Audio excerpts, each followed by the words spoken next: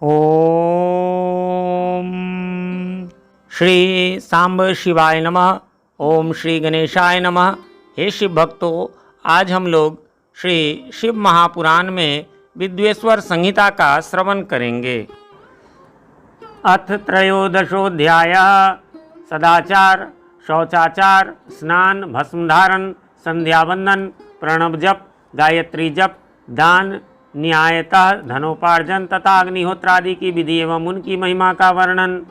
ऋषिगण बोले, हे सूत जी, अब आप शीघ्र ही हमें वह सदाचार सुनाइए जिससे विद्वान पुरुष पुण्य लोकों पर विजय प्राप्त कर लेता है। स्वर्ग प्रदान करने वाले धर्ममय आचारों तथा नरक का कष्ट देने वाले अधर्ममय आचारों का भी वर्णन कीजिए। सूत जी बोले, हे ऋषियों, सदाचार का पालन करने वाला विद्वान ब्राह्मण ही वास्तव में ब्राह्मण नाम धारण करने का अधिकारी है। जो केवल वेदोक्त आचरण का पालन करने वाला है, उस ब्राह्मण की विप्र संज्ञा होती है। सदाचार, वेदाचार तथा विद्या, इनमें से एक एक गुण से ही युक्त होने पर उसे द्विज कहते हैं। जिसमें स्वल्प मात्रा में भी आचार का पालन देखा जाता है, जिसने वेद अध्ययन भी बहुत कम किया है तथा जो राजा का सेवक अर्थात पुरोहित, मंत्री आदि है, उसे क्षत्रिय ब्राह्मण कहते हैं। जो ब्राह्मण कृषि तथा वाणिज्य कर्म करने वाला है और कुछ कुछ ब्राह्मणोचित आचार का भी पालन करता है, वह वैश्य ब्राह्मण है। तथा जो स्वयं ही खेत जोतता अर्थात हल चलाता है, उसे शूद्र ब्राह्मण कहा जाता है। जो दूसरों के दोष देखने वाला और परद्रोही है, उसे चांडाल द्विज कहते हैं। इसी तरह क्षत्रियों में भी जो पृथ्वी का पालन करता है, वह राजा है। दूसरे लोग राजत्वहीन क्षत्रिय माने गए हैं। वैश्यों में भी जो धान्य आदि वस्तुओं का क्रय विक्रय करता है, वह वैश्य है। दूसरों को वणिक कहते हैं। जो ब्राह्मणों, क्षत्रियों तथा वैश्यों की सेवा में लगा रहता है, वह शूद्र कहलाता है। जो शूद्र हल जोतने का काम करता है, उसे वृषल समझना चाहिए। शेष शूद्र दस्यु कहलाते हैं। इन सभी वर्णों के मनुष्यों को चाहिए कि वे उषा काल में उठकर पूर्वाभिमुख हो। सबसे पहले देवताओं का, फिर धर्म का, पुनः अर्थ का, तदनंतर उसकी प्राप्ति के लिए उठाए जाने वाले क्लेशों का तथा आय और व्यय का भी चिंतन करे। प्रातः काल उठकर पूर्व, अग्निकोण, दक्षिण आदि 8 दिशाओं की ओर मुख करके बैठने पर क्रमशः आयु, द्वेष, मरण, पाप, भाग्य, व्याधि, पुष्टि और शक्ति प्राप्त होती है। रात के पिछले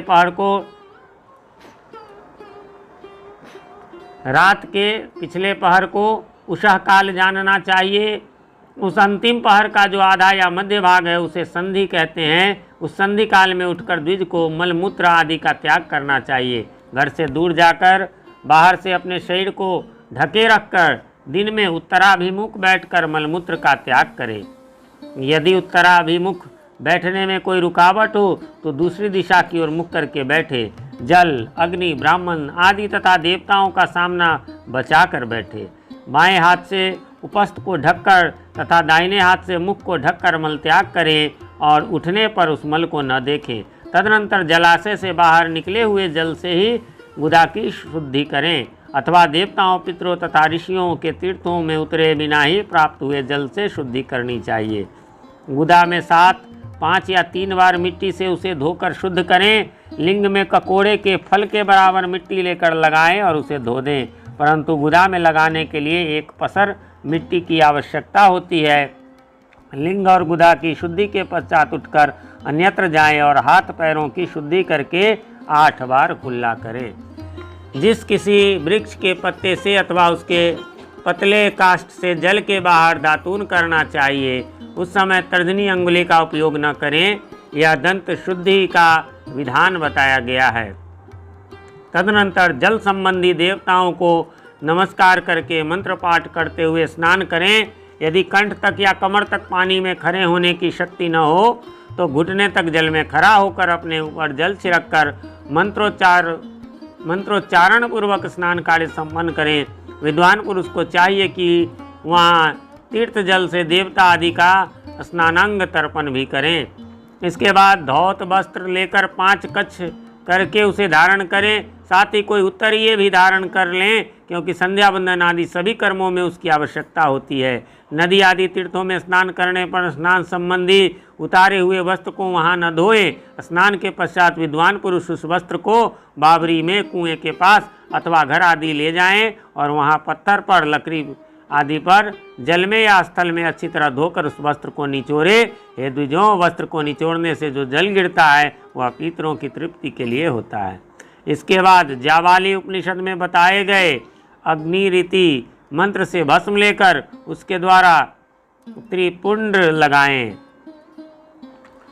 और इस विधि का पालन न किया जाए, इसके पूर्व ही यदि जल में भस्म गिर जाए तो कर्ता नरक में जाता है। आपो ही स्था, इस मंत्र से पाप शांति के लिए सिर पर जल छिड़के तथा यस्य क्षयाय, इस मंत्र को पढ़कर पैर पर जल छिड़के, इसे संधि प्रोक्षण कहते हैं।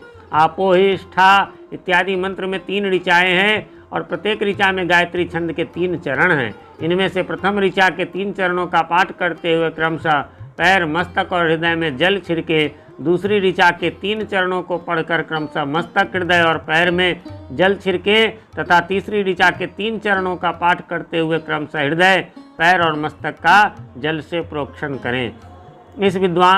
इसे विद्वान पुरुष मंत्र स्नान मानते हैं। किसी अपवित्र वस्तु से किंचित स्पर्श हो जाने पर, अपना स्वास्थ्य ठीक न रहने पर, राजभय या राष्ट्र भय उपस्थित होने पर तथा यात्रा काल में जल की उपलब्धि न होने की व्यवस्था आ जाने पर मंत्र स्नान करना चाहिए। प्रातःकाल सूर्यश्च मन्युश्च, अर्थात इस सूर्वानुवाक से, तथा सायंकाल अग्निश्च मन्युश्च, इस अग्नि संबंधी अनुवाक से जल का आचमन करके पुनः जल से अपने अंगों का प्रोक्षण करे। मध्याह्न काल में भी आप पुनंतु, इस मंत्र से आचमन करके पूर्ववत प्रोक्षण करना चाहिए। प्रातः काल की संध्योपासना में गायत्री मंत्र का जप करके 3 बार ऊपर की ओर सूर्यदेव को अर्घ देना चाहिए। हे ब्राह्मणों, मध्याह्न काल में गायत्री मंत्र के उच्चारण पूर्वक सूर्य को एक ही अर्घ देना चाहिए। फिर सायंकाल आने पर पश्चिम की ओर मुख करके बैठ जाएं और पृथ्वी ही सूर्य के लिए अर्घ दें, पृथ्वी पर ही सूर्य के लिए अर्घ दें, ऊपर की ओर नहीं। प्रातः काल और मध्याह्न काल के समय अंजलि में अर्घ जल लेकर अंगुलियों की ओर से सूर्यदेव के लिए अर्घ दें। अंगुलियों के छिद्र से ढलते हुए सूर्य को देखें तथा उनके लिए आत्म प्रदक्षिणा करके शुद्ध आचमन करें। सायंकाल में सूर्यास्त से 2 घड़ी पहले की हुई संध्या निष्फल होती है, क्योंकि वह सायं संध्या का समय नहीं, ठीक समय पर संध्या करनी चाहिए, ऐसी शास्त्र की आज्ञा है। यदि संध्योपासना किए बिना दिन बीत जाए तो प्रत्येक समय के लिए क्रमशः प्रायश्चित करना चाहिए। यदि एक दिन बीते तो प्रत्येक बीते हुए संध्या काल के लिए नित्य नियम के अतिरिक्त 100 गायत्री मंत्र का अधिक जप करे। यदि नित्य कर्म के लुप्त हुए 10 दिन से अधिक बीत जाए तो उसे प्रायश्चित रूप में 1 लाख गायत्री का जप करना चाहिए। यदि 1 मास तक नित्य कर्म छूट जाए तो पुनः अपना उपनयन संस्कार कराएं। अर्थ सिद्धि के लिए ईश, गौरी, कार्तिकेय, विष्णु, ब्रह्मा, चंद्रमा और यम तथा ऐसे ही अन्य देवताओं का भी शुद्ध जल से तर्पण करें। तत्पश्चात तर्पण कर्म को ब्रह्मार्पण करके शुद्ध आचमन करें। तीर्थ के दक्षिण भाग में प्रशस्त मठ में, मंत्रालय में, देवालय में, घर में अथवा अन्य किसी नियत स्थान में आसन पर स्थिरतापूर्वक बैठकर विद्वान पुरुष अपनी बुद्धि को स्थिर करे और संपूर्ण देवताओं को नमस्कार करके पहले प्रणव का जप करने के पश्चात गायत्री मंत्र की आवृत्ति करे। प्रणव के अ, उ, म इन 3 अक्षरों से जीव और ब्रह्म को एकता का प्रतिपादन होता है। इस बात को जानकर प्रणव का जप करना चाहिए। जप काल में यह भावना करनी चाहिए कि हम तीनों लोकों की सृष्टि करने वाले ब्रह्मा, पालन करने वाले विष्णु तथा संहार करने वाले रुद्र की, जो स्वयं प्रकाश चिन्मय है, उपासना करते हैं। यह ब्रह्म स्वरूप ओमकार हमारी कर्मेंद्रियों और ज्ञानेंद्रियों की वृत्तियों को, मन की वृत्तियों को तथा बुद्धि वृत्तियों को सदा भोग और मोक्ष प्रदान करने वाले धर्म एवं ज्ञान की ओर प्रेरित करे। बुद्धि के द्वारा प्रणव के इस अर्थ का चिंतन करता हुआ जो इसका जप करता है वह निश्चय ही ब्रह्म को प्राप्त कर लेता है। अथवा अर्थानुसंधान के बिना भी प्रणव का नित्य जप करना चाहिए। इससे ब्राह्मणत्व की पूर्ति होती है। ब्राह्मणत्व की पूर्ति के लिए श्रेष्ठ ब्राह्मण को प्रतिदिन प्रातःकाल 1 सहस्त्र गायत्री मंत्र का जप करना चाहिए। मध्याह्न काल में 100 बार और सायं काल में 28 बार जप की विधि है। अन्य वर्ण के लोगों को अर्थात क्षत्रिय और वैश्य तीनों संध्याओं के समय यथासाध्य गायत्री जप करना चाहिए। शरीर के भीतर मूलाधार, स्वाधिष्ठान, मणिपुर, अनाहत आज्ञा और सहस्त्रार, ये 6 चक्र हैं। इनमें मूलाधार से लेकर सहस्त्रार तक 6 स्थानों में क्रमशः विद्येश्वर, ब्रह्मा, विष्णु, ईश, जीवात्मा और परमेश्वर स्थित हैं। इन सब में ब्रह्म बुद्धि करके इनकी एकता का निश्चय करें और वह ब्रह्म मैं हूँ ऐसी भावना से युक्त होकर जप करें। उन्हीं विद्येश्वर आदि की ब्रह्म रंध्र आदि में तथा इस शरीर से बाहर की भावना करें। महतत्व से लोक पंचभूत पर यंत्र तत्वों से बना हुआ जो शरीर है, ऐसे सहस्त्रों शरीरों का एक एक अजपा गायत्री के जप से एक एक के क्रम से अतिक्रमण करके जीव को धीरे धीरे परमात्मा से संयुक्त करे। यह जप का तत्व बताया गया है। 100 अथवा 28 मंत्रों के जप से उतने ही शरीरों का अतिक्रमण होता है। इस प्रकार जो मंत्रों का जप है, इसी को आदि क्रम से वास्तविक जप करना चाहिए। 1000 बार किया हुआ जप ब्रह्मलोक प्रदान करने वाला होता है, ऐसा जानना चाहिए। 100 बार किया हुआ जप इंद्र पद की प्राप्ति कराने वाला माना गया है। ब्राह्मणेतर पुरुष आत्मरक्षा के लिए जो स्वल्प मात्रा में जप करता है, वह ब्राह्मण के कुल में जन्म लेता है। इस प्रकार प्रतिदिन सूर्योपास्थान करके उपयुक्त रूप से जप का अनुष्ठान करना चाहिए। 12 लाख गायत्री का जप करने वाला पुरुष पूर्ण रूप से ब्राह्मण कहा गया है। जिस ब्राह्मण ने 1 लाख गायत्री का भी जप न किया हो, उसे वैदिक कार्य में न लगाए। 70 वर्ष की अवस्था तक नियम पालन पूर्वक कार्य करे। इसके बाद गृह त्याग कर संन्यास ले ले। परिव्राजक या सन्यासी पुरुष नित्य प्रातः काल 12,000 प्रणव का जाप करे। यदि एक दिन नियम का उल्लंघन हो जाए तो दूसरे दिन उसके बदले में उतना मंत्र और अधिक जपना चाहिए। इस प्रकार जप को चलाने का प्रयत्न करना चाहिए। यदि क्रमशः 1 मास उल्लंघन का व्यतीत हो गया हो तो 1.5 लाख जप करके उसका प्रायश्चित करना चाहिए। इससे अधिक समय तक का नियम का उल्लंघन हो जाए तो पुनः नए सिरे से गुरु से नियम ग्रहण करें। ऐसा करने से दोषों की शांति होती है, अन्यथा रौरव नरक में जाना पड़ता है। जो सकाम भावना से युक्त गृहस्थ ब्राह्मण है, उसी को धर्म तथा अर्थ के लिए यत्न करना चाहिए। मुमुक्षु ब्राह्मण को तो सदा ज्ञान का ही अभ्यास करना चाहिए। धर्म से अर्थ की प्राप्ति होती है, अर्थ से भोग सुलभ होता है और उस भोग से वैराग्य की प्राप्ति होती है। धन पूर्वक उपार्जित धन से जो भोग प्रदान होता है, उससे एक दिन अवश्य वैराग्य का उदय होता है। धर्म के विपरीत अधर्म से उपार्जित धन के द्वारा जो भोग प्राप्त होता है, उससे भोगों के प्रति आसक्ति उत्पन्न होती है। धर्म 2 प्रकार का कहा गया है, द्रव्य के द्वारा संपादित होने वाला और शरीर से किया जाने वाला। द्रव्य धर्म यज्ञ आदि के रूप में और शरीर धर्म तीर्थ स्नान आदि के रूप में पाए जाते हैं। मनुष्य धर्म से धन पाता है, तपस्या से उसे दिव्य रूप की प्राप्ति होती है। कामनाओं का त्याग करने वाले पुरुष के अंतःकरण की शुद्धि होती है, उस शुद्धि से ज्ञान का उदय होता है, इसमें संशय नहीं है। सतयुग आदि में तप को ही प्रशस्त कहा गया है, किंतु कलयुग में द्रव्य साधन धर्म अच्छा माना गया है। सतयुग में ध्यान से, त्रेता में तपस्या से और द्वापर में यज्ञ करने से ज्ञान की सिद्धि होती है, परंतु कलयुग में प्रतिमा अर्थात भगवत विग्रह की पूजा से ज्ञान लाभ होता है। भगवत विग्रह यानी भगवान की मूर्ति, विग्रह मीन्स मूर्ति। जिसका जैसा पुण्य या पाप होता है, उसे वैसा ही फल प्राप्त होता है। द्रव्य देह अथवा अंग में न्यूनता, वृद्धि अथवा क्षय आदि के रूप में वह फल प्रकट होता है। अधर्म हिंसा दुख रूप है और धर्म सुख रूप है। मनुष्य धर्म से दुख पाता है और धर्म से सुख एवं अभ्युदय का भागी होता है। दुराचार से दुख प्राप्त होता है और सदाचार से सुख। अतः भोग और मोक्ष की सिद्धि के लिए धर्म का उपार्जन करना चाहिए।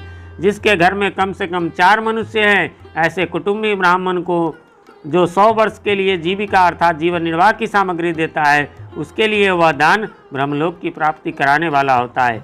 1000 चांद्रायन व्रत का अनुष्ठान ब्रह्मलोकदायक माना गया है। जो क्षत्रिय 1000 कुटुंबों को जीविका और आवास देता है, उसका वह कर्म इंद्रलोक की प्राप्ति कराने वाला होता है। और 10,000 कुटुंबों को दिया हुआ आश्रयदान ब्रह्मलोक प्रदान करता है। दाता पुरुष जिस देवता के उद्देश्य से दान करता है, अर्थात वह दान के द्वारा जिस देवता को प्रसन्न करना चाहता है, उसी का लोक उसे प्राप्त होता है, ऐसा वेदवेत्ता पुरुष कहते हैं। धनहीन पुरुष सदा तपस्या का उपार्जन करे, क्योंकि तपस्या और तीर्थ सेवन से अक्षय सुख पाकर मनुष्य उसका उपभोग करता है। अब मैं न्यायतः धन के उपार्जन की विधि बता रहा हूँ। ब्राह्मण को चाहिए कि वह सदा सावधान रहकर विशुद्ध प्रतिग्रह अर्थात दान ग्रहण तथा याजन अर्थात यज्ञ कराने आदि से धन अर्जन करे। वह इसके लिए कहीं दीनता न दिखाए और न अत्यंत क्लेशदायक कर्म ही करे। क्षत्रिय बाहुबल से धन का उपार्जन करे और वैश्य कृषि एवं गोरक्षा से। न्यायोपार्जित धन का दान करने से दाता को ज्ञान की सिद्धि होती है। ज्ञान सिद्धि द्वारा सब पुरुषों को गुरु कृपा से मोक्ष सिद्धि सुलभ होती है। मोक्ष से स्वरूप की सिद्धि अर्थात ब्रह्म रूप से स्थिति प्राप्त होती है, जिससे मुक्त पुरुष परमानंद का अनुभव करता है। हे द्विजों, मनुष्यों को यह सब सत्संग से प्राप्त है। गृहस्थाश्रमी को धन धान्य आदि सभी वस्तुओं का दान करना चाहिए। अपना हित चाहने वाले गृहस्थ को जिस काल में जो फल अथवा धान्य आदि वस्तुएं उत्पन्न होती है, उन्हें ब्राह्मणों को दान करना चाहिए। वह तृषा निवृत्ति के लिए जल तथा क्षुधारूपी रोग की शांति के लिए सदा अन्न का दान करे। खेत, धान्य, कच्चा अन्न तथा भक्ष्य, भोज्य, लेह्य तथा चोष्य, ये 4 प्रकार के सिद्ध अन्न दान करने चाहिए। जिसके अन्न को खाकर मनुष्य जब तक कथा श्रवण आदि सद्धर्म का पालन करता है, उसे उतने समय तक उसके किए हुए पुण्य फल का आधा भाग दाता को मिल जाता है। इसमें संशय नहीं है। दान लेने वाला पुरुष दान में प्राप्त हुई वस्तु का दान तथा तपस्या करके अपने प्रति ग्रह जनित पाप की शुद्धि करे, अन्यथा उसे रौरव नरक में गिरना पड़ता है। अपने धन के 3 भाग करे, 1 भाग धर्म के लिए, दूसरा भाग वृद्धि के लिए तथा तीसरा भाग अपने उपभोग के लिए। नित्य, नैमित्तिक और काम्य, ये तीनों प्रकार के कर्म धर्मार्थ रखे हुए धन से करे। साधक को चाहिए कि वह वृद्धि के लिए रखे हुए धन से ऐसा व्यापार करे जिससे उस धन की वृद्धि हो तथा उपभोग के लिए रक्षित धन से हितकारक, परिमित और पवित्र भोग भोगे। खेती से पैदा किए हुए धन का 10वां अंश दान कर दे, इससे पाप की शुद्धि होती है। शेष धन से धर्म वृद्धि एवं उपभोग करें, अन्यथा वह रौरव नरक में पड़ता है अथवा उसकी बुद्धि पाप से परिपूर्ण हो जाती है या खेती ही चौपट हो जाती है। वृद्धि के लिए किए गए व्यापार में प्राप्त हुए धन का 6ठा भाग दान कर दें। श्रेष्ठ ब्राह्मणों को दान में प्राप्त हुए शुद्ध पदार्थों का चतुर्थांश दान कर देना चाहिए। उन्हें अकस्मात प्राप्त हुए धन का तो आधा भाग दान कर ही देना चाहिए। असत प्रतिग्रह अर्थात दूषित दान में प्राप्त संपूर्ण पदार्थों को समुद्र में फेंक देना चाहिए। अपने भोग की समृद्धि के लिए ब्राह्मणों को बुलाकर दान करना चाहिए। किसी के द्वारा याचना करने पर अपनी शक्ति के अनुसार सदैव ही सब कुछ देना चाहिए। यदि मांगे जाने पर शक्ति रहते हुए वह पदार्थ न दिया जाए तो दूसरे जन्म में वह ऋण चुकाना पड़ता है। विद्वान को चाहिए कि वह दूसरों के दोषों का वर्णन न करे। हे ब्राह्मण, द्वेषवश दूसरों के सुने या देखे हुए छिद्र को भी प्रकट न करे। विद्वान पुरुष ऐसी बात न कहे जो समस्त प्राणियों के हृदय में रोष पैदा करने वाली हो। ऐश्वर्य की सिद्धि के लिए दोनों संध्याओं के समय अग्निहोत्र करे। यदि असमर्थ हो तो वह एक ही समय सूर्य और अग्नि को विधिपूर्वक दी हुई आहुति से संतुष्ट करे। चावल, धान्य, घी, फल, कंद तथा हविष्य इनके द्वारा विधिपूर्वक स्थाली पाक बनाए तथा यथोचित रीति से सूर्य और अग्नि को अर्पित करे। यदि हविष्य का अभाव हो तो प्रधान होम मात्र करे। सदा सुरक्षित रहने वाली अग्नि को विद्वान पुरुष अस्त्र की संज्ञा देते हैं। यदि असमर्थ हो तो संध्या काल में जप मात्र या सूर्य की वंदना मात्र कर ले। आत्मज्ञान की इच्छा वाले तथा धनार्थी पुरुषों को भी इस प्रकार विधिवत उपासना करनी चाहिए, जो सदा ब्रह्म यज्ञ में तत्पर रहते हैं, देवताओं की पूजा में लगे रहते हैं, नित्य अग्नि पूजा एवं गुरु पूजा में अनुरक्त होते हैं तथा ब्राह्मणों को तृप्त किया करते हैं। वे सब लोग स्वर्ग के भागी होते हैं। इस प्रकार श्री शिव महापुराण के अंतर्गत प्रथम विद्वेश्वर संहिता में सदाचार वर्णन नामक 13वां अध्याय पूर्ण हुआ।